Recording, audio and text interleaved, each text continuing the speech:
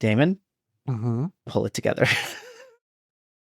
We have a guest. This okay? isn't even our first. We recorded an intro before this, and I was a wreck before that as well. That's true. It's not Jess's fault. Well, we know what this is. So do you have any little funny things you want to do, Damon? Do you have any cold opens? You love doing those. Oh, I love being put on the spot about this sort of thing. No, I don't even remember the famous line from this. It's something about a hammer, right? By Grapthar's hammer. Yeah. Would you like to say it here? Please take the floor. By Grab. No, not you. Hammer. Oh, Jess. I'm sorry. By Grapthar's hammer. What a savings. The crowd goes wild. Welcome to Your Inner Child is an Idiot. This is a podcast where we look back on things from our childhood and see if they were any good to begin with. My name is DJ. And I'm Damon. And along with DJ and Damon, we have the one and only Jess. Welcome, Jess. Thank you. Jess has been a longtime patron, and we're so glad to have her here to talk about. Do you want to reveal? We've already sort of revealed what we're talking about. We're talking about Galaxy Quest. And this is a very special movie to you, is that correct? It is. Yes, this is my favorite movie probably ever. I have 3 younger brothers, and this was a movie. We talk a lot in quotes to each other. Whenever you guys list the quotes at the end of the podcast and you talk about it. Yes, me and my brothers do that. And I would say from this movie, also we weren't allowed to watch a lot of stuff as a kid. So the things that we did watch, we watched over and over and over and over again. And this is one of those where every scene has at least one quote. David Mamet said it's the best. It's one of the 4 perfect movies. So case closed. Mamet. Well, you got the Mamet endorsement. I mean, what else do you need? Yeah. I mean, I was thinking about I was listening to it. Did I already tell this story, DJ? I know you haven't heard what I'm about to say, so I'll just keep saying it.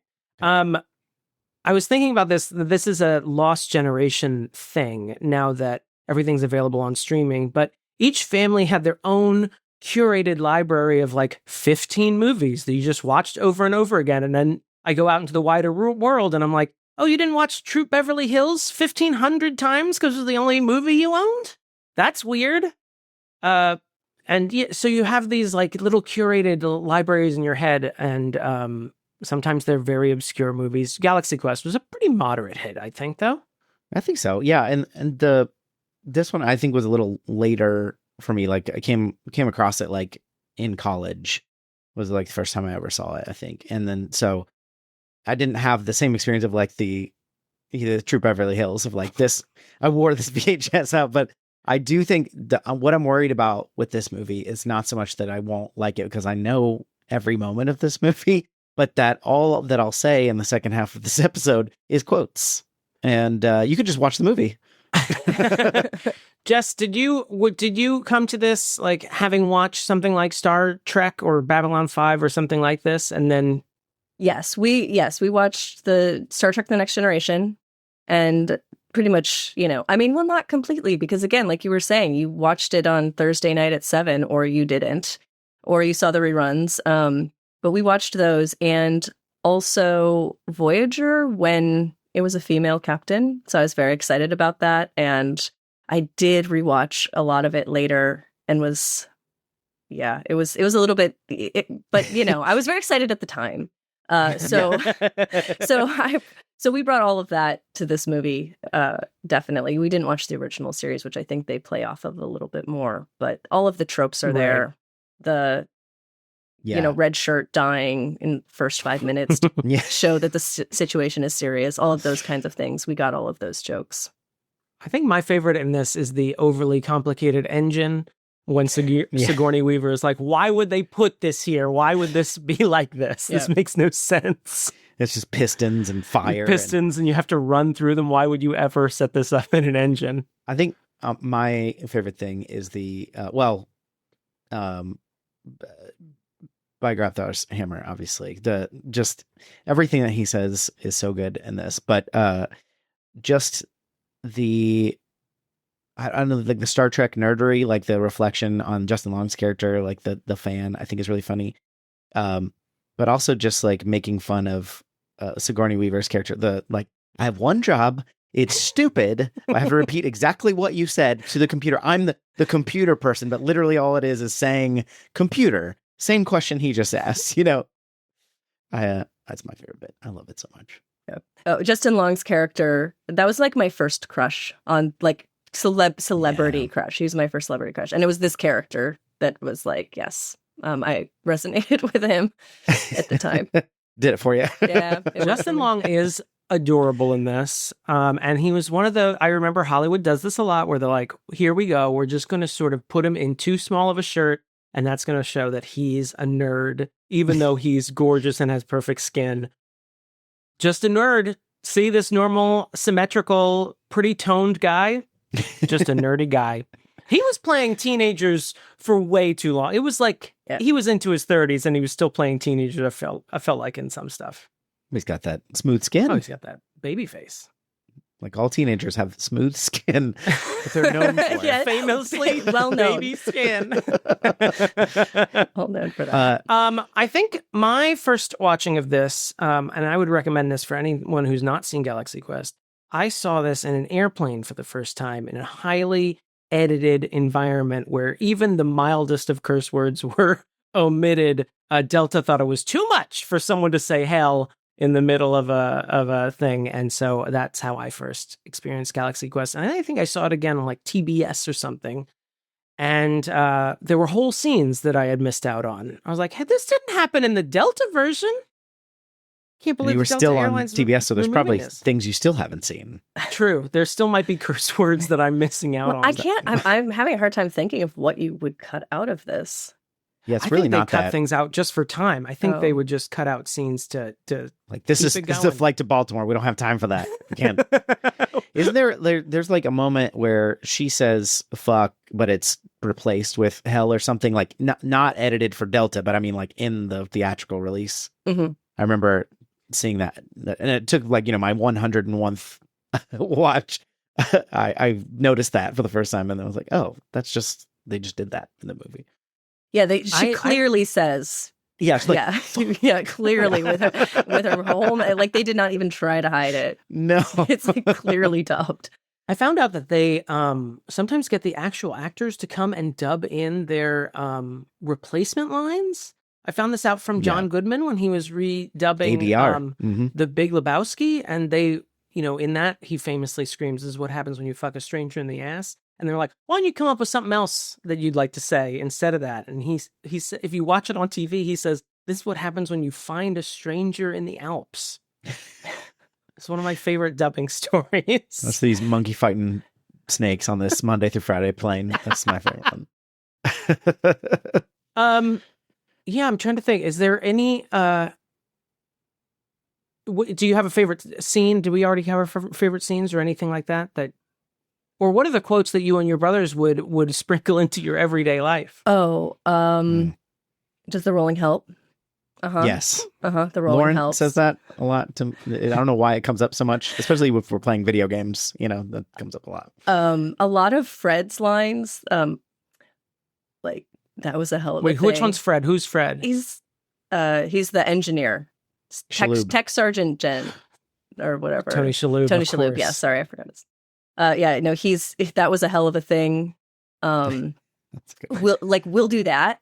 We would say, because it was like if we're trying to figure out what we were going to do, and then somebody like, let's just go to this restaurant. Okay, we'll do that because that's we'll do that.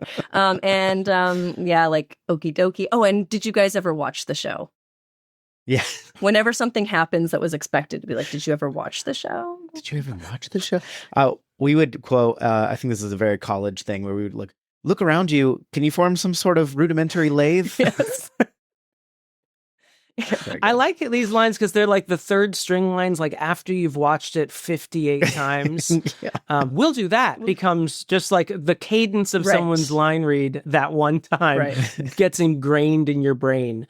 Yes, have some is Damon's version of that. Yeah, that's my line from Soap Dish where what's her name? Now I can't. Sally Field says at one point in a scene she's recording, she's like, yes, have some. Or wait, no, that's Ghostbusters. Is it Ghostbusters? Yeah, when he's got the thing, the brain. Rick Moranis has like the brain thing. Yes, on, have some. Scanner. I'm sorry. How could I confuse Ghostbusters for Soap Dish? Would you like some? I can't remember what he offered them, and he says, Would you like some coffee? Yeah, yes, coffee, have that's some. awesome. Yes, have some. "It's very good." These are 6 other movies that we're talking about that are Galaxy Quest. Do you expect it upon this rewatch? I am assuming that you're going to rewatch along with us, of course. Of course. Is there anything that you are worried? Has it been a while since you've seen it? Are you worried about anything not holding up since? I think we did a last time? pandemic watch of it. My brothers and I, Yeah. like early. Remember when everybody was doing those, party Doing, like fun watch The things. watch parties, yeah. Yeah. I think we did that. So no, I'm not too worried. No. I mean, it's really hard. It's like such a good movie. I know it goes against everything you guys do. It's like kind of goes against the premise of your. Sometimes like that. What I try to do is not like make myself dislike it, but kind of look for things that someone might dislike it, even though I'm not going to change probably how I feel about it. Especially like the Tim Allen of it all, like knowing that he's kind of a turd, is a bit like, okay, what does that do? I actually genuinely like his performance in this, so Because It does he's help that playing he's kind playing of the Shatner. Yeah, he's playing kind of an Yeah. asshole, so it kind of works. yeah. I haven't seen this in like at least 10 years, so I may just come guns a-blazing and I mean, I suppose shooting holes in Galaxy Quest left and right and center. Yeah, I suppose that it's somewhat formulaic. It's a little bit predictable. You can kind of see where things Sure. are going, but I don't think that really makes a bad movie sometimes. We referenced it a few times during Three Amigos. It has that sort of same plot line of, people in a show or a movie, in Three Amigos case, that get mistaken for actual heroes and then get roped into some, in this case, intergalactic schemes. And I feel like that's kind of I mean, did we talk about another movie that does that with Three Amigos? I can't remember. Yeah, I I don't know remember. it came up in a lot of cartoons when I was a kid, but I think they were just referencing Three Amigos. Yeah. Certainly. I haven't seen Three Amigos. I haven't seen most of the stuff that you guys talk about, but I Wow. listen anyway. But yeah. I say you can skip it. It's- You've picked the right TV stars mistaken for actual heroes and roped into a scheme movie Of the as two. your favorite. You've picked the right one. Well, I don't know if you heard that, everyone, but Jess thinks that our recaps are so good that she doesn't even need to watch the movie. Well, Or it the TV depends show. on your outcome. Like sometimes if you say it's really good, I'll try to go watch it if I have the time. But it usually Changing it's like hearts and minds. yeah, no, I mean, but if you guys are like no, it's then I'll skip it. I have a lot of stuff Actually- to catch up on. I did not expect anyone to actually take our advice, so I Yeah, apologize for any time that went awry for you. Whenever we do a live show, I'm like, why are people here and listening to us when it's made more concrete like this? Why are we doing this? But I do appreciate that you do check out the ones we like. Yeah, thank you very much for joining us. Yeah, thank you. Watch along with us. We're going to watch Galaxy Quest. We'll be right back after this. Was that Guns A-Blazing? That was lasers for... Oh, okay. The Do kind they have kinds of lasers in guns you this? would use in They space. kind of have laser guns. This is the part of the show where I usually tell you about our Patreon page, patreon.com/Your Inner Child's an Idiot. We have one of our patrons here with us, Jess. Would you like to speak to your experience as a patron of the show? Yes, The I would. benefits, the ups, the downs. Absolutely. The all- sideways. I have only one. Well, I have to start off with by Grabthar's hammer. What a savings! Because I think that this Patreon really provides quite a lot for the price, and I think that anybody who enjoys listening to you guys banter would do well to take advantage of this special opportunity. Wow, tremendous job. You, wow. Thank you very much. I want to donate myself, even though it will make no sense. And thank you very much for being here. Thank you for your support. Thank We you truly so much. appreciate you. If you want to support like Jess, patreon.com/Your Inner Child's an Idiot. Jazz. You did a great job. This is fantastic. The future is up and to the left. We are back, everyone. We watched Galaxy Quest. I'm going to recap the movie real quick. You've seen Three Amigos, right? Okay. Yeah. Right? Uh-huh. It's that. I have seen it by law, by contractual obligation of this podcast. I have seen it. It's that, but in space. Ooh. There's a troupe of actors in a washed up Star Trek-esque show. And they're actually contracted by real aliens who have seen the show and they think it's real. And so they've reconstructed everything, the ship, and they have get our heroes, played by Tim Allen, Sigourney Weaver, Alan Rickman, Sam Rockwell, Tony Shalhoub, and Tommy Laredo. Who's that guy's name? Diamond Del Rio. Diamond Rio. And they get them, while he's looking that up, they get them to Daryl Mitchell plays Tommy Webber, who plays Laredo Sanducci, or whatever you said earlier. And this alien race, the Thermians, are facing a evil alien overlord, Ceres. Did we ever find out what his race was called? I don't think so. Okay, because I kept calling them Ninja Turtles because it didn't have anything else. I never got a collective noun for them. They do kind of look Ninja Turtle. They look very much like Ninja Turtles. Yeah. So especially the hench people. The henchmen look very much like, and just put some more of these guys around. Give them turtle hats. Remember the Ninja Turtle Venetian blinds for faces. You remember the Ninja Turtle video game? Or I'm sure it was in the comics too. There was like, first off, yes, whatever you're about to say, I remember everything almost. There's like the foot soldiers, the regular foot soldiers, but there's also foot soldiers that kind of look like Shredder. They have like a flat hat, and they kind of have that vibe. Their head comes off and flies at you. Maybe, yeah, they're kind of maybe, yeah. So like, picture that, audience, in this recap that I'm still in, green tinted, and obviously over time, they come to realize, our acting troupe comes to realize, hey, this is real shit. This is real danger. We're out of here, but they can't leave. Mm-hmm. And eventually, after disappointing the alien race when they learn that they are liars, they're lying liars, as I think of all actors. Meryl Streep, what a piece of shit. Eventually, they come together and they actually do defeat Ceres, and also simultaneously revive their careers because they get a new Galaxy Quest show and defeat the doubt that was endangering their friendship. Yeah, they defeat the real enemy, El Guapo. And for some people, their El Guapo is the twilight of their acting career. And for the Thermians, El Guapo was Ceres. So. In another more concrete way, El Guapo was Ceres. But sometimes in a more abstract way, it's the twilight of their acting careers.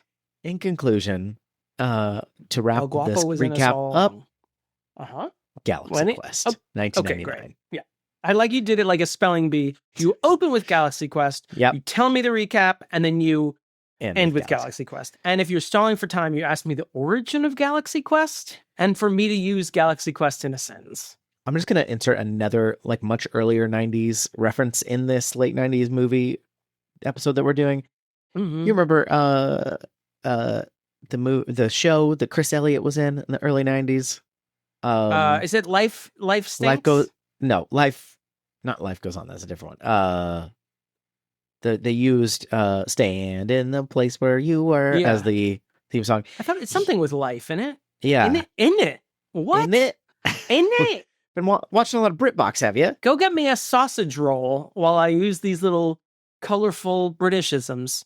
Well, in one of the episodes, it's a very surreal and weird show. I remember I had a discussion about this show with some friends a while ago, and we were like half remembering it, and then we looked up and we're like, this is more bizarre than I could have possibly imagined. Anyway. I remember catching one episode, and I remember thinking it must be brilliant because I don't understand what's going on. Yeah. I always assume the fault is with me. The one thing that I consistently remember is there's some sort of spelling episode where he has to spell, and he keeps thinking there's a silent K in the word pants.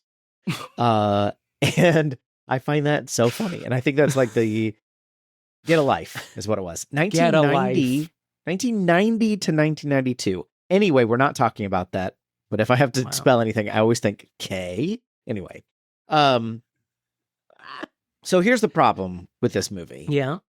I'm just going to say it right out. I think it was probably obvious in the intro. Thank you once again to Jess for joining us for the intro. This movie is great, and all I want to do is quote it.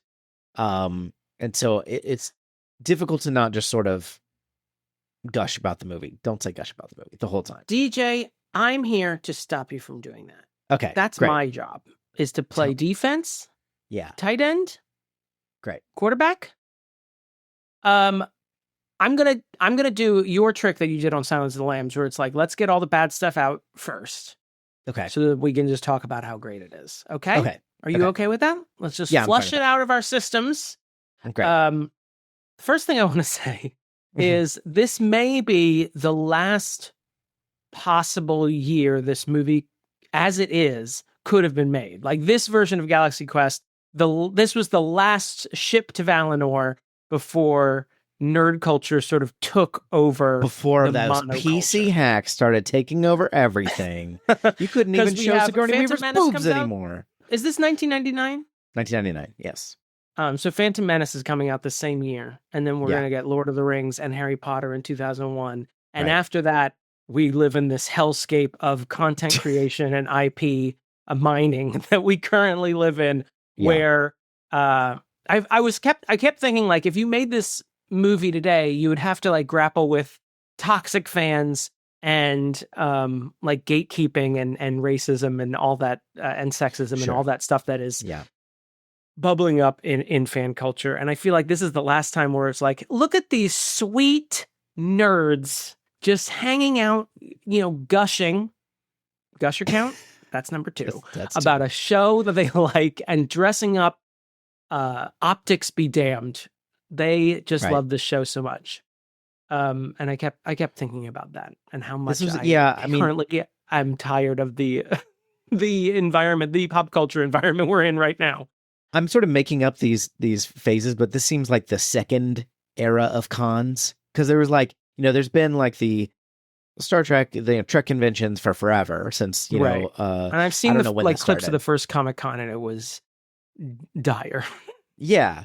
And I think there's also like, there were the big ones, San Diego Comic-Con has become enormous, but even in the 90s, that was one of the big ones, but there's the regional conventions as well. You'd have your, mine was like Dayton, the Dayton Comic-Con or the Dayton, whatever Star Trek convention or whatever. And so those are just like, going to a regional wrestling match. You're not going to see Stone Cold Steve Austin there, but you're going to have a good time and you're going to eat a hot dog that might have been dropped on the floor before they served it to you, just like an American. You are selling it. You are entrancing me into this lost era of cons. So are you saying that because this would have sequels? Is that what do you mean? I guess I'm just saying, like, what feel the fuck like are you talking about? I feel like this is the last chance where you could sort of look at nerds as like a marginal fringe part before of they culture. Took over. Right. Yeah. Before they took over and they got everything they ever wished for. And now they're miserable with it. Yeah, and I think, the return of, Star Wars, kind of began that, and then of the blowing up of the comic book movies, like that sort of something that began by me, a young straight white male, finally being seen, when do I get my turn? It's your turn at the mic. Yeah.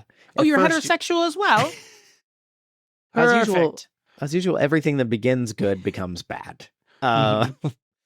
Yeah, that's an interesting point. I guess I think I still, because we grew up kind of like, with William Shatner, like making fun of Trekkies on Saturday Night Live. Like I remember that. He's like, go home. Right before he realized they were signing his checks. Yeah.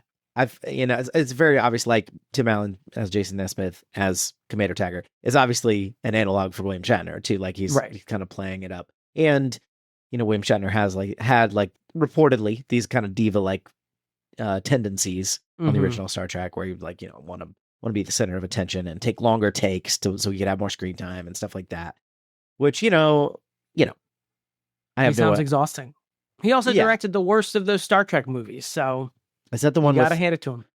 The Bugs Bunny style feather dancing by Michelle Nichols. Cruel. She deserves better. I also want to, since you brought him up, and we know he would probably not come up without you having said Tim Allen's name. I want to talk about Tim Allen as the Don't lead. say it thrice or he'll appear behind you. I cannot argue about Trump's tax policy with Tim Allen again. I don't think he's bad in this, but I do think he's slightly miscast. I think as much as I hate his politics, I think he has a very just affable, kind nature on screen. And so they're trying to sell him as sort of an egotist in the Shatner mold, where he's, stealing lines from his co-stars, taking off his shirt, which is unnecessary, and things like that. But I never really buy it. I feel like buying into his character, you have to sort of know about Shatner in the back of your head, because it's not really coming from Tim Allen. I don't think he ruins the movie by any means. This popped into my head when I was reading that they had initially approached Alec Baldwin, and I was like, oh, yeah, you should have gotten Alec Baldwin. That would have been, because Alec Baldwin has that, like, those looks and that voice that always sort of keeps people at arm's length a little bit. I feel like, I remember in the 90s, everyone was talking about, like, why isn't Alec Baldwin a bigger star than he is? Why isn't he, like, leading movies? Yeah. And it's like, I think because there's something that keeps us at bay with him. And I think Tina Fey was right to, like, she locked in on that, and she's like, no, you're going to be a brilliant, like, side character, and you're going to own this role. Yeah, he's got kind of I think of Alec Baldwin the charming, as just, like, handsome jerk. Yeah, he's still very charming. He's winning while also being like, okay, yeah, he seems like, I don't actually, in real life, I would not want to hang out with this person, but I want to see what happens on screen. Yeah.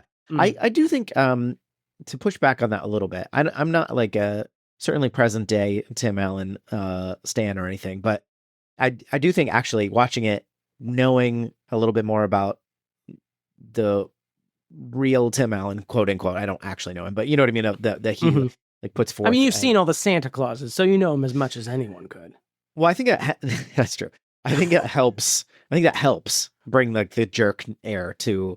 I think he does a pretty decent job. No, I totally agree. I just think that I don't know if I think he has a limited range, and his persona is sort of like affable everyman. Even when he's in that convention, it doesn't feel like he's kind of like wallowing in all their adoration. It almost feels like he's one of them more than anything, Like he feels like he really loves his fans, and it feels genuine and not in an egotistical way. So all the lines, I don't think they fall flat by any means. I just think like they could have goosed him a little bit to be more of an asshole, whereas he just seems like he really loves doing, gigs about this show that he started in, 15 years ago. Yeah, no, well, and something what clicks for the character is he goes to the bathroom at the convention, and there's people in the bathroom that they start by making fun of him and like saying there's a bunch of washed up losers and whatever, and that doesn't, he hears it and he's kind of like his ears perk up. But what really gets him is when they talk about how the rest of the cast talks about him. That's what actually triggers him to be kind of pissed and be like, screw this, I'm going to drink myself stupid because I don't need this anymore. That's my favorite Weird Al album, by the way. Drink myself stupid. Yeah. It's not that they think he's a loser, because he's like, I'm not a loser. I'm in the show. These people love me. And I guess I never really picked it down to that level, or like got that. And I thought that was really interesting, because he always thinks that, they may give him a hard time, but his castmates respect him. They think he's the star. And when he learns that they're kind of talking about him behind his back, it really devastates him, which is very actor-y, I feel like. But also, I think, the fact that we get a, pretty ripped Tim Allen when he gets his shirt off. I mean, he's not the Santa Claus bod that triggered so much with me as a teen, but yeah. If he had his shirt off in that scene, I mean, like, I don't think he's going to be any more ripped than he is in this movie. So the fact that you want to goose Tim Allen after seeing that does not surprise me. That's all I'm saying. Keeping it toy. I wanted to make a bunch of other Tim Allen jokes, but I literally can't remember any of the 20 shows he's been on in the past. I mean, he's been in that one. That one I can name, but any other shows, like Hardest Man Alive or something with Nancy Travis, I can't remember what it's actually called. Not Hardest Man Alive. Last Man Standing? Last Man Standing. That's an actual phrase that people say, not Hardest Man Alive. Hardest Man Alive. I wonder where you got that from. Hold on, let me check my Google search. Oh, wait, incognito window doesn't save it. Toy Stories. Is that what you're thinking of? Toys Story. No, Toys? I wanted to just riff on his career of forgotten stale comedies. Yeah. But I couldn't remember them. So this really is still cuts into it. This is still peak Tim Allen at this point, though. This is 1999, so he's either still in Home Improvement or just done. When did Home Improvement end? From what I read, and I didn't double check this, but IMDb trivia, which is of course fact checked by the Library of Congress. This was filmed, I think, right before he started filming the final season of Home Improvement. Okay, it ended in 1999. So that makes sense. 91 After to the 99. untimely death of Jonathan Taylor Thomas. He was never heard from again. Well, because he died. Right. And that's when you stop telling people about people. That's what Mark Antony was talking about in Julius Caesar. My riff didn't work because you said he died. Well, and just to point out another, while we're trying to come up with bad things about this movie, it's making fun of a show, so it gets maybe a little bit of a pass on this, but there's really only like two female characters. We get Sigourney Weaver, Lieutenant. I can't remember her rank. Tawny Madison, and then Gwen DeMarco as Tawny Madison. Sigourney Weaver. Everyone has three names. It's like Tolkien. Yeah. Everyone's got three fucking names I got to keep track of. Yeah, we always get it back to Tolkien. Don't worry. Don't worry. I'll find a way. And obviously Missy Pyle. Missy Pyle as the Jane Smith. I don't remember what her alien name is. Oh yeah. What is the name of the alien race? I already forgot it. Tamarians. Tamarins. Thermians. Tamarians. Yeah. Listen to me. Thermians. Okay. Whew, I'm not respecting the lore, and I apologize. Yeah. Thank you. Yeah, I have nothing to say to that. Well, and they don't give, she doesn't have a ton to do. Sigourney or Missy Pyle? Missy Pyle. And I think that's like, she's one of a kind of like the alien race. We get, who's the main one? Gosh dang. Enrico. Hold on. Enrico Colantoni. Yeah, I need to pull up the cast list. This is disastrous. Yeah, he's our main one, Mathazar. Oh, you still looking it up there, buddy? Yeah. Yeah, all right. I had to get a whole other window. Relax. Just asking. Just asking questions. Somebody's got to do it. Somebody's got to ask the hard questions.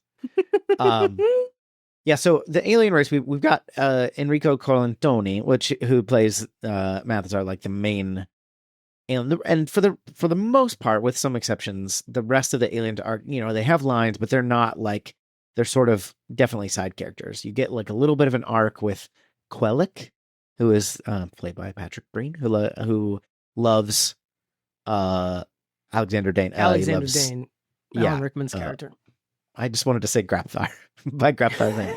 He's not Grabthar. He's grabbing Grabthar's hammer. He gets a little bit of an arc, and we see Rainn Wilson in his movie debut is one of the sort of more they're not nameless and faceless. They have lines, they have names, right. But they they're not like, they're sort of a collective, and that's why like Missy Pyle's character, like you could sort of forgive them for like, she doesn't have this like amazing arc other than she and Shaloub fall in love, and she has a little bit of a Smurfette syndrome in that she seems to be the only female on board, and Tony Shaloub falls in love with her, and her role is to be the only female on board aside from Sigourney Weaver's character. And apparently they goosed her character. Don't say goosed after the Tim Allen line. When they realize like, oh shit, there's only 2 women in this movie. Yeah. so they increased her role. But it is also like, they're again, and I think you can give the movie a little too many passes, but it's also, they're not male or female. They're like squid people. They're like, they don't necessarily, we don't actually know their gender, sex. So they all might be females, is what DJ's saying is, hey, maybe this is the most feminist Bechdel passing movie of all time. Yeah.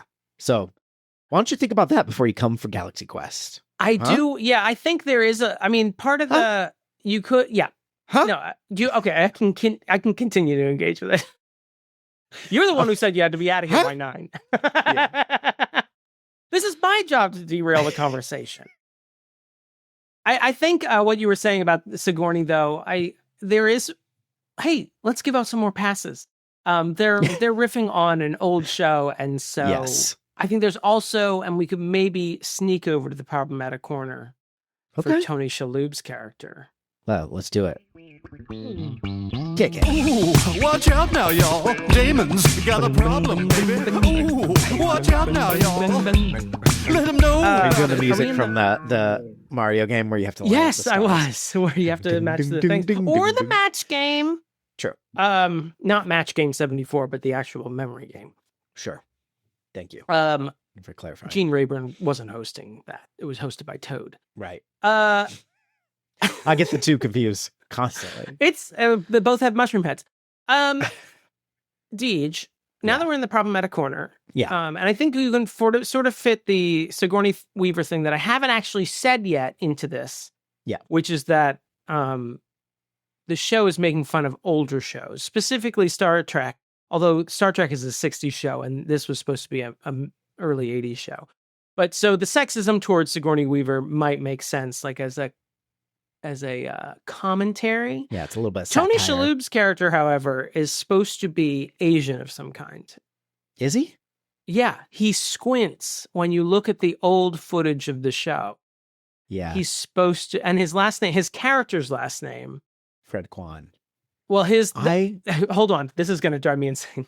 Tony Shalhoub plays actor Fred Kwan, who plays a Tech character Sergeant. with an Asian last name, which Tech I Sergeant can't remember. Chen? Is that what it is? Yes.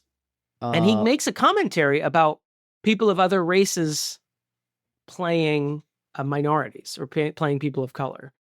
And so I think it is supposed to be he is playing a person of another race. Wow. I did not even put that together. I missed it as well, but I was going through the trivia and I realized like I had missed this. Yeah, that's not great. It's not great. And it's that very 2000s, although this misses 2000s just by a hair, that very 2000s of we can solve racism by making fun of it, by engaging with it in a very specific way. Yeah. I mean, it's easy to go over your head and it's easy to miss. I think that helps. And it's not like really involved. It's not like he's actually wearing like race changing makeup, but it's still maybe more dated joke in it. That's really a shame because I thought it was just like him putting on his acting face. Like pursing his lips and he does like a duck face, eyes, kind of thing to it. Zoolander face. And that makes it a lot worse. So I'm afraid so. Here I am, here to ruin Galaxy Quest. Galaxy Quest, you're canceled. No one likes you anymore. Yeah. I forget. I'm going to go ahead and I'm just go ahead and start deleting the rest of my notes here, which are all quotes. Go ahead and do that. And go ahead and pull down the Galaxy Quest poster that you have on your wall. I'm going to go ahead. Signed by the entire cast. I was actually the one who ran GalaxyQuest.com originally, which was made to look like a fan site. And now I'm just going to delete it. So, not only that, I'm going to go back in the Wayback Machine and delete all evidence that it ever existed. I think that's what the Wayback Machine lets you do, is delete the old things. That's how it works, right? It's the Omega 13 As any political device. candidate can tell you, it's great for just deleting old things. Yeah. So, we've got some sexism. We've got this apparent racism, which Damon made up. And then we definitely have the R word. That happens. Oh yeah, once. I missed that. I heard the R word, but I missed the context of said R word. But my ears perked up. I was like, "What was that?"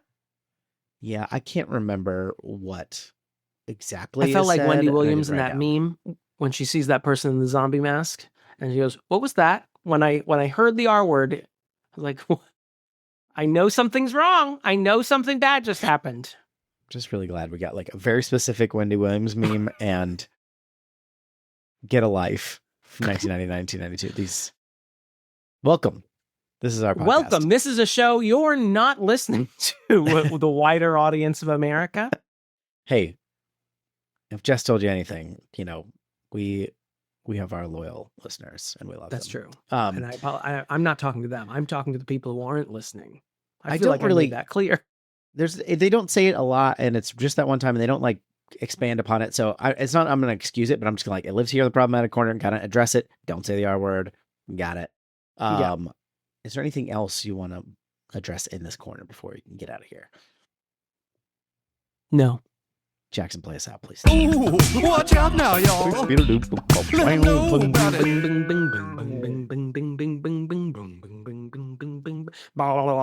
You got it wrong. You got the star legs right at the end when you were trying to match up the mushroom. What else do you hate about this movie, Damon? Thank you. One other minor, all my notes are minor. The other thing I wanted, I feel like the sets of both the show, their costumes, and then the Thermarian replica of their ship. I feel like they could have really leaned into the 80s-ness of it. It felt instead very generic, and I kind of wish they had goosed it a little bit more. Jesus. I even startled myself. I've never gotten that close to the mic before. I'm scared, and I don't know what to do. I feel like they could have goosed the schmaltz and the cheesiness of it.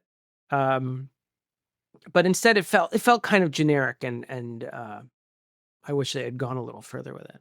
Should I keep saying the same thing in a different format over and over again, or do you have the idea of what I'm saying? I thought it was cool what they did, where like if you see when they show like the actual clips of the TV show within the movie, it looks like an old Star Trek episode. Like it looks kind of like you can tell these are sets, and that it looks a little cheesy, and it's shot kind of cheesy.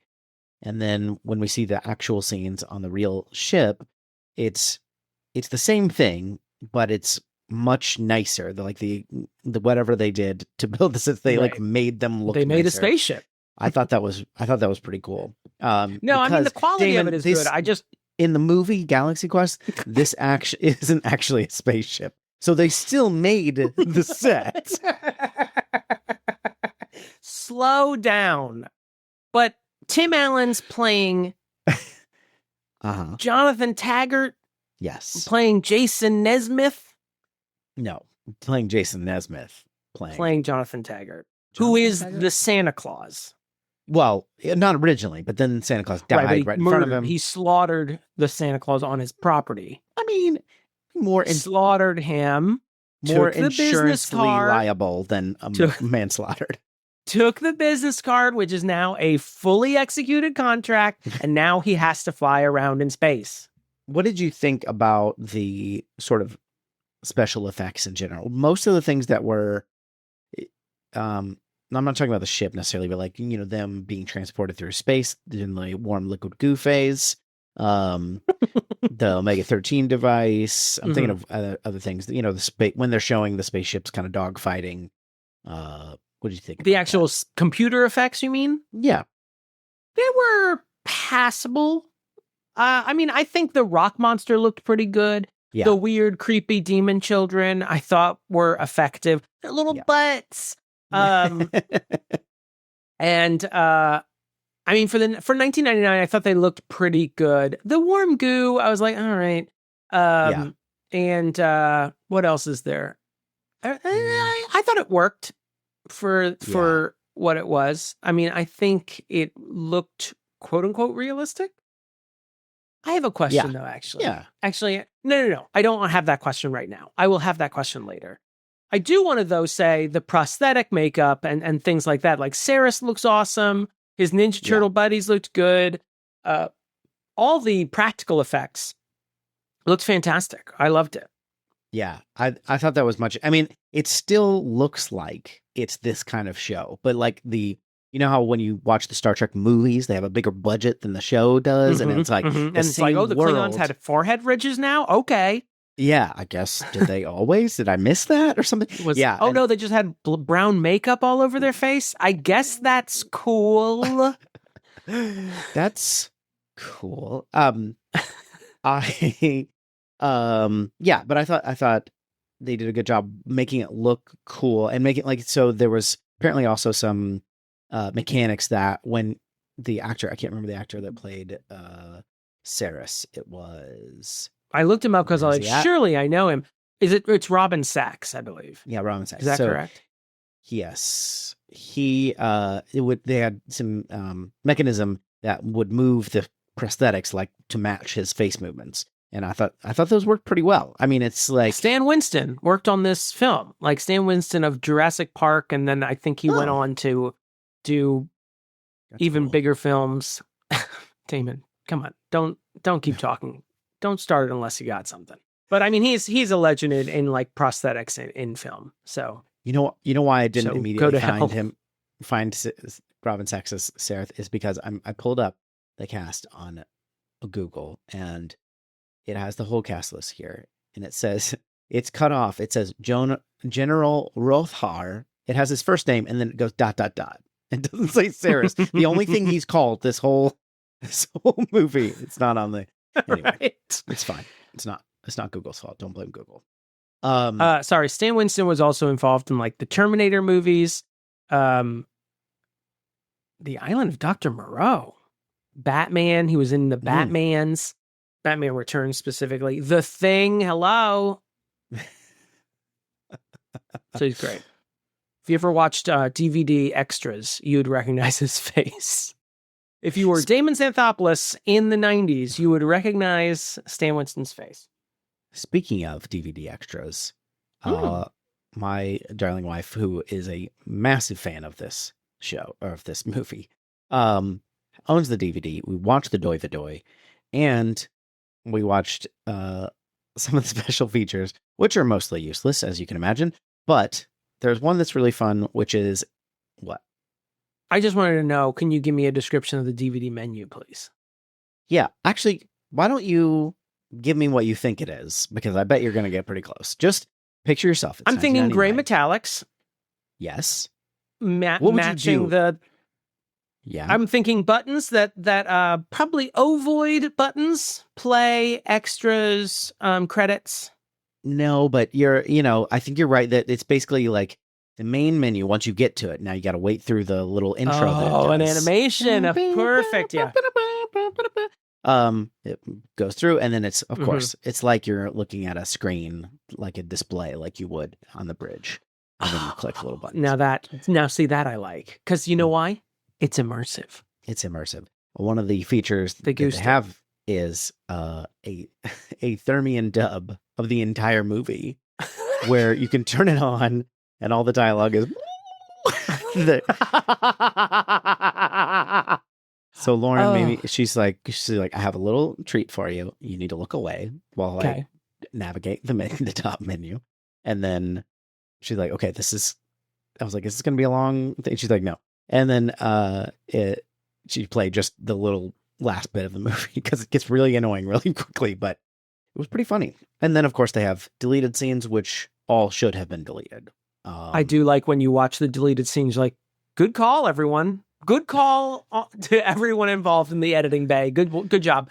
I do love a dumb DVD extra. Yeah. Including actors' commentaries. Useless. Yes. Terrible.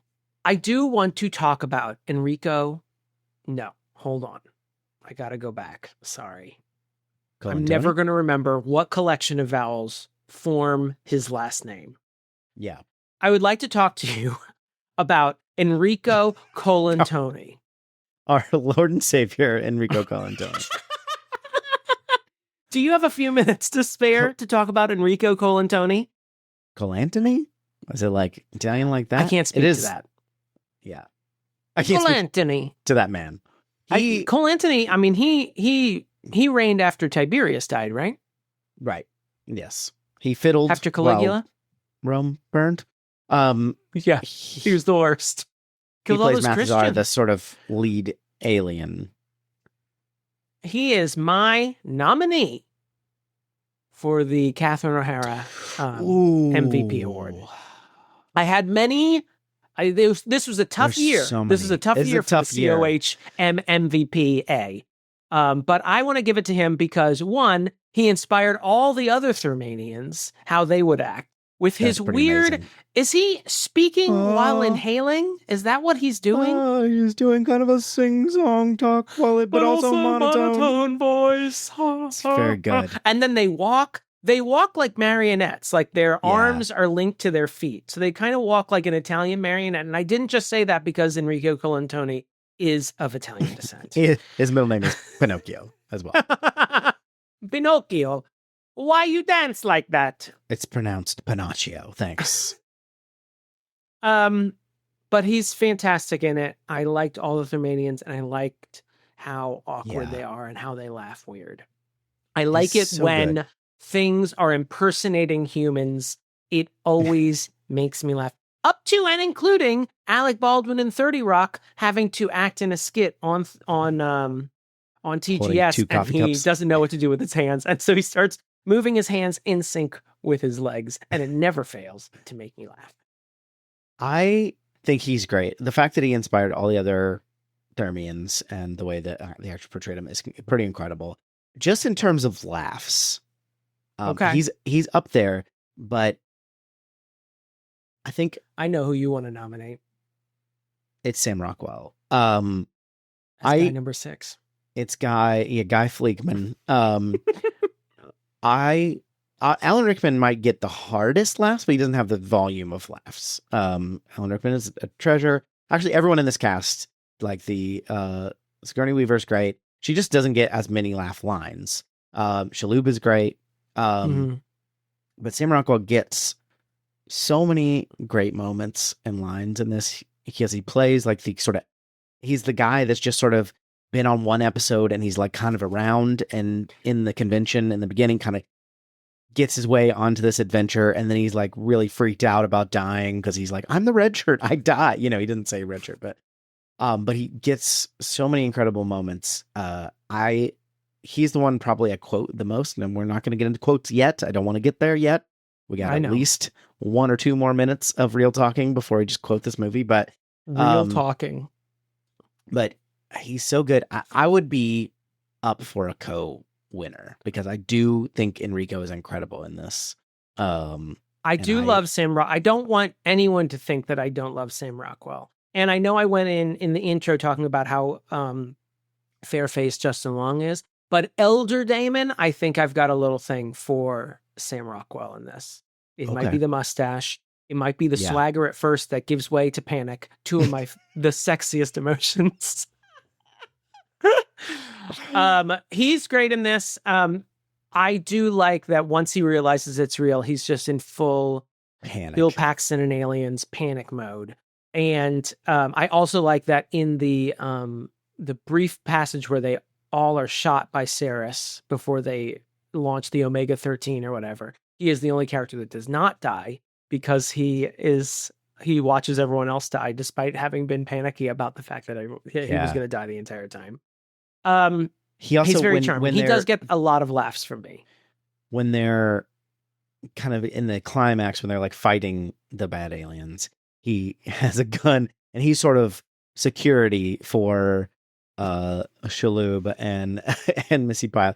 And he's just doing all this extra spinning with the gun. And at one point he like pulls the gun backwards and like almost falls off balance just because the gun is heavier than he thinks. There's a lot of good physical comedy, a lot of good, man. I'm down for co-MVPs because I don't want to take it away from Enrico. Yeah, but remember that season of Drag Race when both Trinity the Tuck won and that's my favorite Monet season. Exchange won, and everyone was kind of like, "You're pulling the rug out from under us, Rue. Why are you doing this?" I can't do that to either of these gentlemen. Okay, so I will sign off on. You'll give it to Sam Rockwell. Okay. I was going to give it to Sam Rockwell, unless that's why I stopped my sentence. Unless you were going to give it to Enrico Colantoni, who's also in The English Teacher that you and I both are enjoying. That's new series, The English Teacher. But Sam Rockwell also dances, not in this movie, but in general. In general, he dances. Well, yes. I don't know. I mean, I can try and reach out to Enrico's people and see if he dances. If we see a good Enrico, do you have any nieces getting married soon? Are you going to dance at their wedding? Am I gonna what? I don't know. That's when I dance. I mean, everyone dances, no? Not like Sam Rockwell. You know what I'm saying? Ooh, I know what you're saying. I do know what you're saying, in fact. I want to go back before, just because we already talked about Fred Kwan, Shalhoub's character. I did on subsequent watches, but on the first watch, or maybe even the first few watchings of this movie, I didn't notice that he was like one of the reasons that he acts weird is because he's high the whole time. Mm-hmm. And it's never really explicitly said, but it's pretty obvious if you have that bug in your ear, because he like just always kind of have snack. He has handy snacks at some point. I don't know why they have those on the ship, or he just brought them with him. I don't know. And he's just kind of always like, okay, yeah, man. He's like super even keel about everything. Yeah, even when they're being attacked, he's not really put out. Yeah, when the ship's breaking apart and all that, just FYI, that's a literal line from that. I did like that. I do wish that the movie had made an explanation as to what was going on with him. Because for some reason in my head, I don't know if I had just created a story where for some reason he had found some sort of religion after the show had ended, all in my head. But he had founded some sort of religion that just kept him even keeled all the time. Oh. And I don't know. It was sort of this joke left unsaid, but it was a little too unsaid. I was like, just why aren't you saying this? Because Tim Allen's in this and he's in the Santa Claus. Like, come on, make the joke. They already. There is apparently that this movie was a lot more. It was like R-rated. It had like, more dark and violent, and then that's why they have the moments where they're very obviously saying like fuck, and it gets changed to screw or whatever. It happens a couple times, and they were kind of going for the family friend. So maybe there was more of that, and they just cut it out.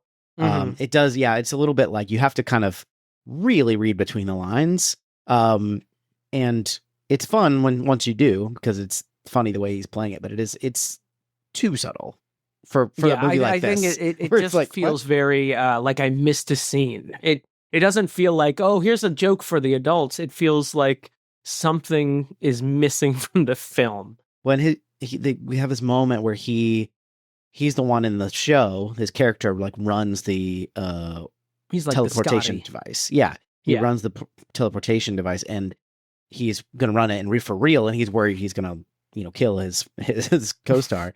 And then, at some point, Tim Allen's like, you've never missed a mark. You never forgot your lines. And I'm like, what is that true of this character? That doesn't seem like his character at all. Yeah.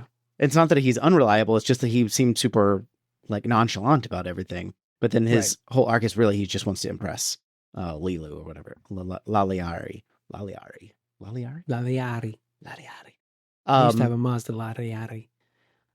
Do you want to talk more about Justin Long? His character? He is... I did at one point, about the halfway mark of the movie, I did have to ask Tyler, wait, how old is Justin Long in this movie? And we did look him up. He would have been 20 or 21. So everything I'm about to say is fine. This is totally fine. He's gorgeous. He's got that smooth skin. Did you just mute to like I had do to something weird? Okay. I had to clear my throat. I wasn't doing like anything lewd or lascivious, if that's what you're asking. You I like had to make some filthy sounds over here, but I didn't want them to be on tape, so they're just for my benefit. Okay. No, he's a cutie patootie, as Rosie O'Donnell, the erstwhile Rosie O'Donnell, would have said before shooting a couche at her enemies. No, he's adorable, and his mother, played by Heidi Swedberg, just lying in wait to attack Susan from Seinfeld. I was like, hey, me and Tyler squealed with glee upon seeing Susan, the late Susan. Your favorite character from Seinfeld. Both the late Susan and the late Heidi Swedberg, who were hated by their castmates on Seinfeld. Yeah. Wait, Heidi Swedberg. Wait, is Heidi Swedberg dead, right? also dead? I thought she was really? dead. Heidi Swedberg. Where'd you get that head? Why did I think she was dead? Because you wanted to denigrate her memory. The good people of Swedberg's. Well, my apologies to the good people of Heidi Swedberg's talent agency. My apologies. All right, Deej. Brandon provides some. I feel like that sequence. So at some point, they have to kind of get to try to get Saris's aliens out off the ship. They need help, and they call him on. And he's just a super fan who like knows everything, and so he calls in his his guys in the chair, like his buddies. And no time for pleasantries, Kevin. And it's I feel like a much needed relief, because in order to actually move the plot along, the third act gets a lot more business. There's a lot more business, a lot less jokes. And I feel like that's a much needed comic relief in that moment, because at some point he stops answering them because he has to take out the trash, which is that is an excellent I sequence. do like that. What else you got? Got anything else?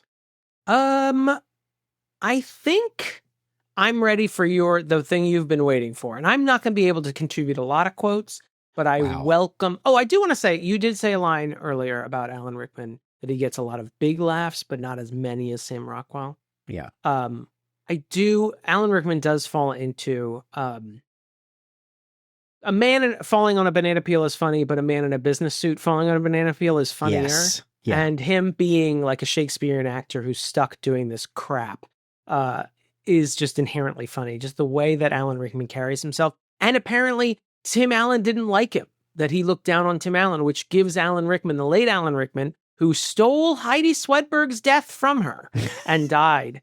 That one I'm sure of. He didn't like Tim Allen, and that's a pro in my book, I would say. Yeah, there's apparently a moment, and this might be apocryphal, but that Tim Allen was doing something, one of the like more serious moments, and he's like, I don't like what I'm feeling right now. I'm going to go to my trailer for a moment.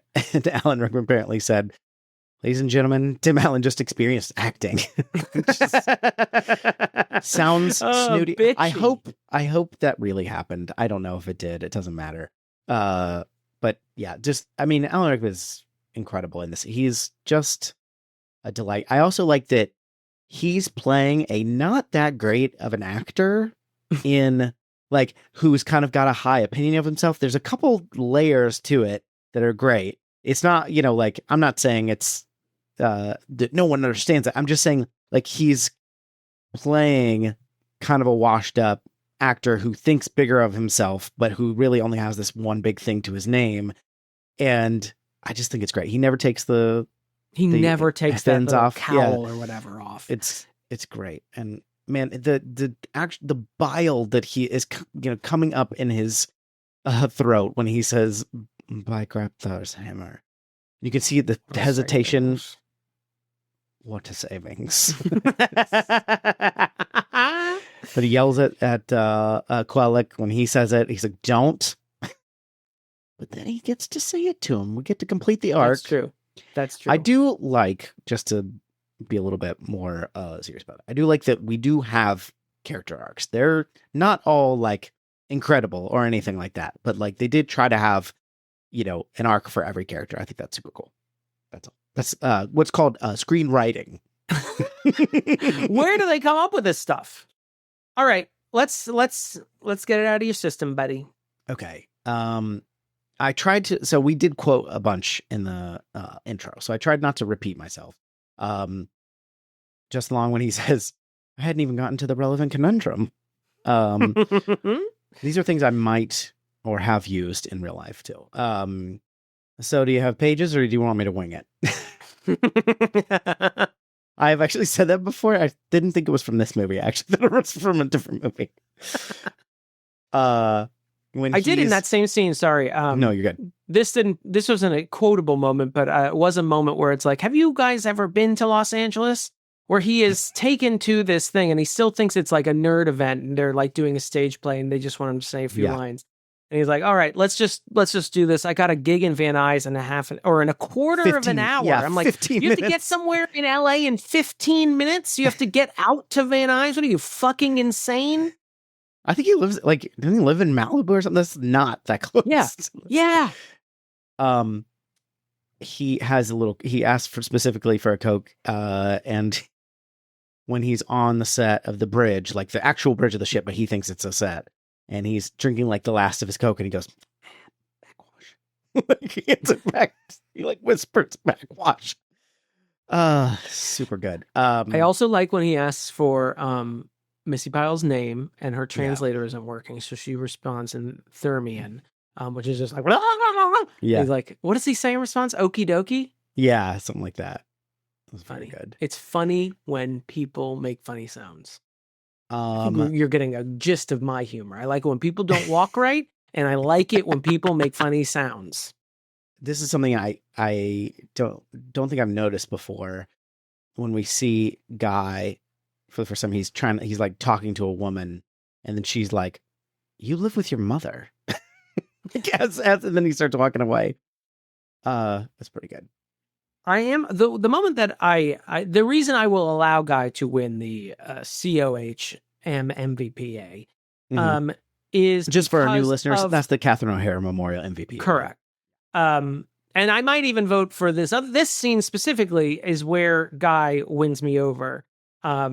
Is the beryllium sphere scene where they have to go to this rock planet to get beryllium spheres. Put a pin in that because my nerd logic wants to address beryllium spheres shortly. Okay. But he pretty much owns that scene, not only because he's really funny in it, but also there's a really great joke at his expense as well.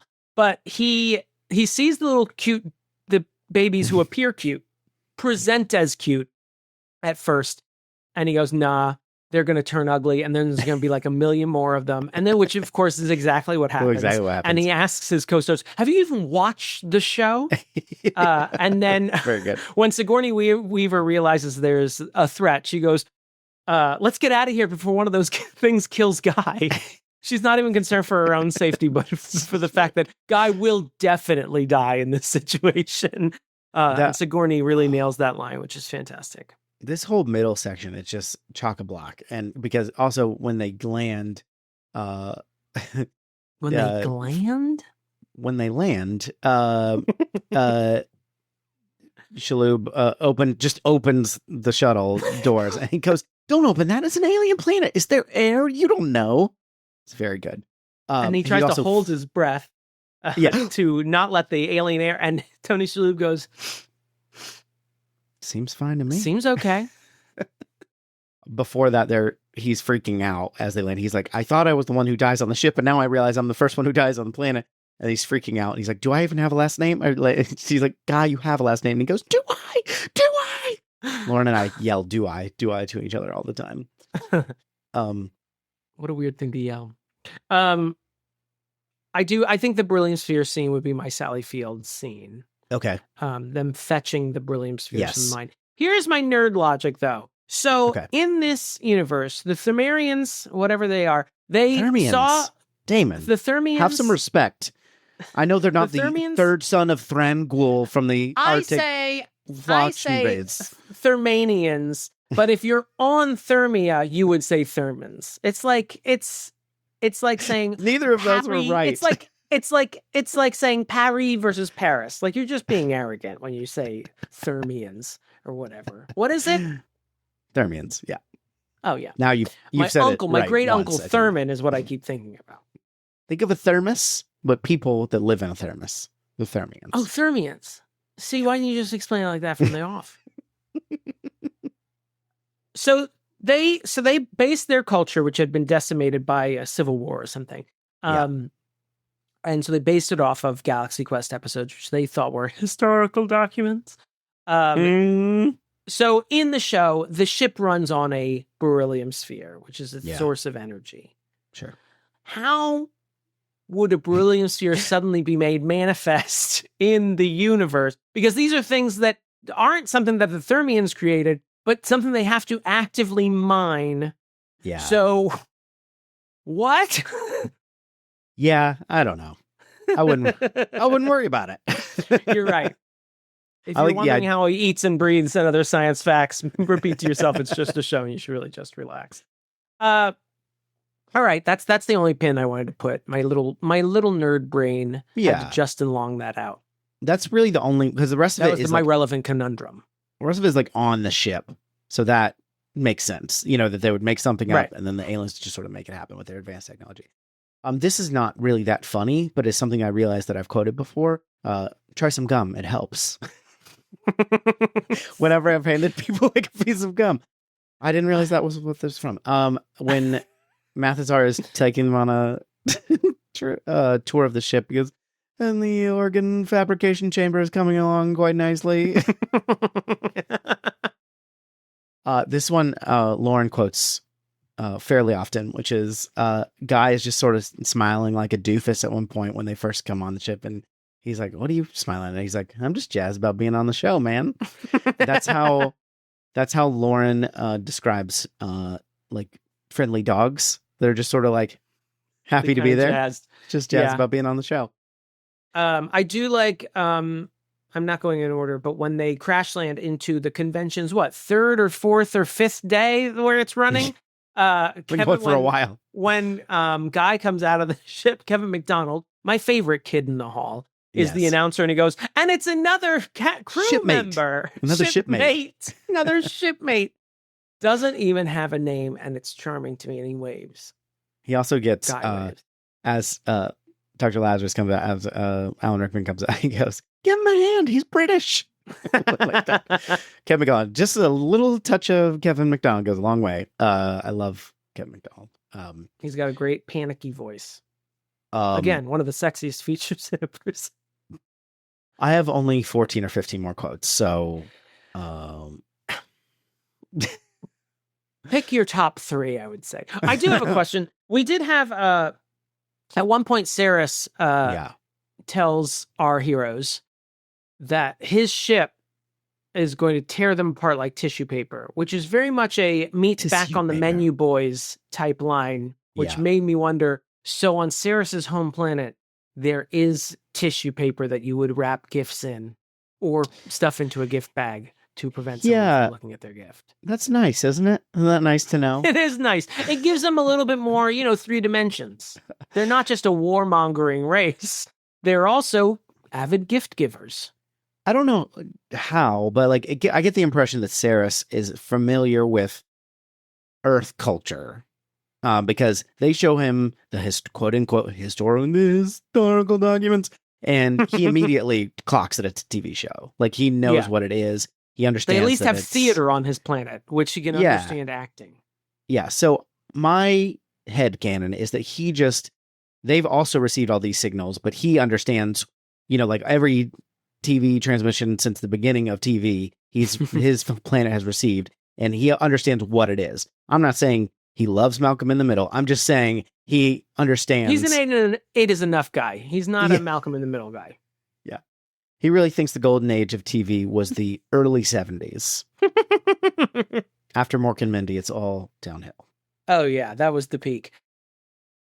I'll stop quoting this. Go ahead. I'm going to give a couple of Gwen ones because she hasn't gotten enough love in this. I don't remember if we said this in the intro, but they're talking to Saris on the big screen, and he's threatening them, and then Tim Allen gives the cut button to mute it, and then Sigourney does it back, and then Tim Allen's fire everything, and he thinks he's not listening, and then she's like, I told you, I gave you the cut the signal, and she's like, no, you gave me the we're dead, I agreed, I know where the mute button is. I love that so much. I do like Sigourney, from what I read, did seem to enjoy. She actually fought to get this role back when Harold Ramis was attached to direct. And he didn't want to give it to her because he didn't want any of the actors to be associated with sci-fi movies. And so he didn't want Sigourney Weaver from Alien to be in it. And she really fought to get the role. And then I think when the new director came on after Tim Allen was cast, another weird Tim Allen moment. When Tim Allen was cast, Harold Ramis exited stage left and did not want to direct anymore. Although he did later say Tim Allen was a great choice and he enjoyed his performance in the movie. That seems like I'm not saying that's not true, but it does seem like there's probably more to that. I imagine there is more to that, but I can also imagine, I think there was sort of a bubbling sort of, I don't want to say elitist because I support it, but an elitist, I mean, I've called myself an elitist before, an elitist inside sort of the attitude beltway towards Tim Allen of just what is this crap? And I think I can imagine that being no, don't bring him onto this. I don't want to do that. Yeah, whatever that thing is. She also gets to say a great line, which is she just repeats the computer, and so he says at one point she's like, that's getting really annoying, and she's like, look, I have one job on this ship, it's stupid, but I'm gonna do it, okay? And everybody's like, okay. I do like that she commits to that is her job, and I'm gonna do it. Of course, we also get well, fuck that / screw that, which apparently was another edit that the studio pushed to get a lower rating. And the director, I should say his name while we are talking about him. Do you have his name handy? Dean Parasot? Mm-hmm. It is spelled like Parasot. It might be Parasot. But he also encouraged her when she dubbed over her own line. When she dubbed over her own line, he encouraged her to do it as as badly as possible. So it would be completely obvious that she said, What a "Well, fuck rascal." that." He directed Dean. He directed scamp. Bill and Ted Face the Music. He directed Okay. some of one episode of Santa Clarita Diet, 2 episodes of Dirk Gently's Holistic Detective Agency, which had some good moments. Grace and Frankie, 2 episodes of that. Just made what fun movies? of them in a comic recently. I bet that really did well with your audience. Oh, they're probably still putting aloe vera on that burn. All right, I'm good. Do you want to go to the verdict? Do I have any quotes? I already addressed the tissue paper logic problem. Yeah, let's get out of here. Since you're already 14 minutes late, my friend, with your quotes and your what have yous. What do you have at 9 o'clock in the evening? I just really want to be done at 9:30, so I told you 9. Nice. One thing, Damon, what's your verdict? I'm making you go first. Hi. I am going to say Your Inner Child is not an idiot. This is an enjoyable film. I don't know if I enjoyed it as much as you enjoy it. I think it is. Can you guess what I'm about to say? I think it's a really good Saturday afternoon movie. I don't know if I'd want to watch it on my own, but if I stumbled upon it, I would probably watch it to the end. It's a very fun, enjoyable movie. Nothing wrong with it. Damon only watches Nothing wrong between with it. 1 and 5 p.m. on Saturdays. That's the only time you get to watch movies. That's it. Put my feet up. Too early to start drinking. Too late to start on any projects. Might as well watch the last 2/3 of Galaxy Quest. No, it's a very enjoyable movie, and I like it. DJ, a man who has based his entire personality on this movie. Yeah. What did you think? I love this movie. Your Inner Child's not an idiot. The movie's great. It's not perfect, but it's great. It's extremely rewatchable. It's extremely quotable.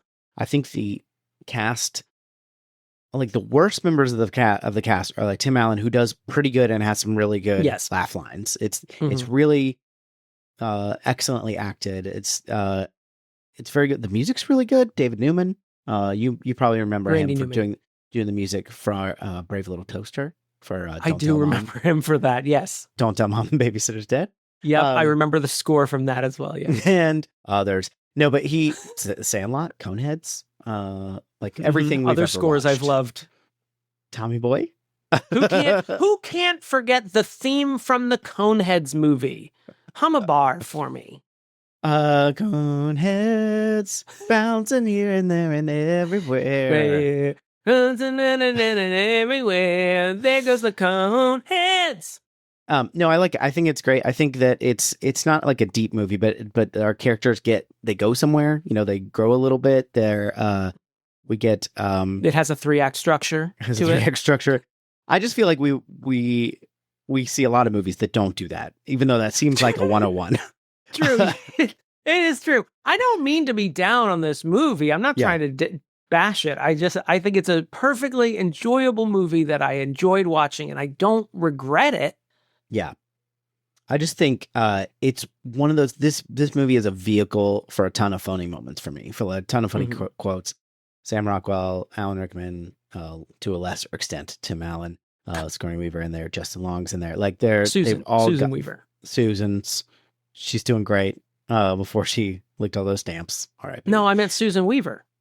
Sigourney's true name. Suze. Her true identity. Suze. I'm sorry. She solves crime as Susan Weaver. It's not Suze. It's not. It's Sigourney. It's Sigourney.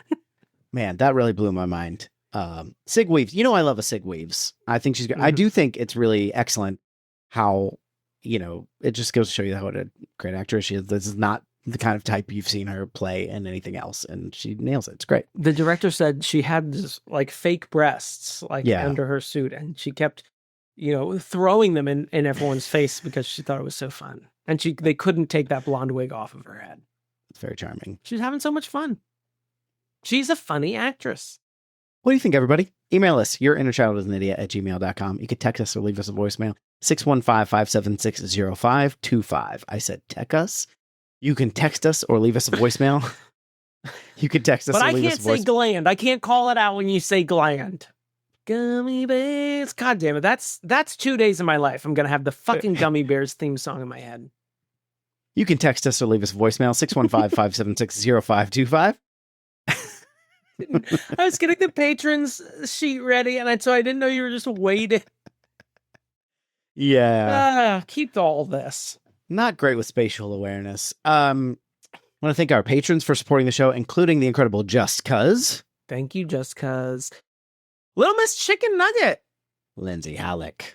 Beth Surmont. Bill Haynes. Captain Jean-Luc Picard. Caroline Amberson. David Mort. Dr. Malcolm's Heaving. Bosom. Dramatically placed hot dog. Heather Tuggle. Hizoner the Mayor. Jackson has an unhealthy obsession with Damon and a penchant for good theme songs. Jeremy Powlen. Jody Passanisi. Jonathon Day. Josh Frigo. Karen Curd. Larissa Maestro. Lindsey Nell. I'm going to let you do that one. Oh no, Damon's Australian accent. Particle Man. Shit on the Cartouche. T. Smith. The Elusive Fan Gromkin. The Hands of Fate. The supreme ruler of this podcast. The Zesty. Tommy Boy is my favorite movie. Travis Vance. And Zachary Hartley. Thank you all very much for supporting the show. If you want to support like them and our lovely guest, Jess, patreon.com/Your Inner Child is an Idiot. Dun, dun, dun, dun, dun, dun, dun, dun, Gummy bears dancing here and there, bouncing everywhere.